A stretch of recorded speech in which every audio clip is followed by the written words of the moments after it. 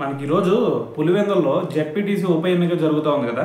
మరి ఈ దీంట్లో చూసుకుంటే మరి వైసీపీ ఎంపీ అయిన అవినాష్ రెడ్డి గారిని మరి ముందు జాగ్రత్తలో భాగంగానే ఆయన అయితే హౌస్ అరెస్ట్ చేయడం జరిగింది. సో దాని తర్వాత ఆయన ఇంటి దగ్గరే మరి బయట నుంచి ఆయన అయితే కొంచెం నిరసన తెలియజేయడం జరిగిందనమాట, తనని హౌస్ అరెస్ట్ చేశారని చెప్పేసి.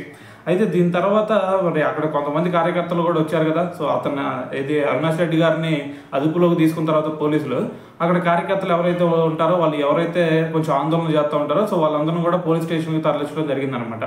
అయితే దీని తర్వాత అవినాష్ రెడ్డి గారు చెప్తుంది ఏంటంటే, ఇప్పుడు ప్రస్తుతం టీడీపీ పరిస్థితి కనుక చూసుకుంటే వాళ్ళు చాలా దౌర్జన్యంగా బిహేవ్ చేస్తూ ఉన్నారు.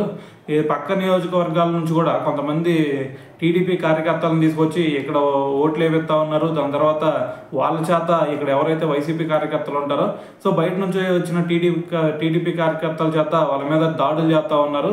సో ఇంతకంటే దారుణమైన పరిపాలన ఎప్పుడు చూడలేదు అని చెప్పేసి అవినాష్ రెడ్డి గారు అయితే దీని గురించి మాట్లాడటం జరిగిందనమాట. సో మరి ఓవరాల్గా విన్నారు కదా. సో దీని గురించి మరి మీరేమనుకుంటున్నారు అనేది కూడా తెలియాలి కదా. సో కింద కామెంట్ చేసేయండి.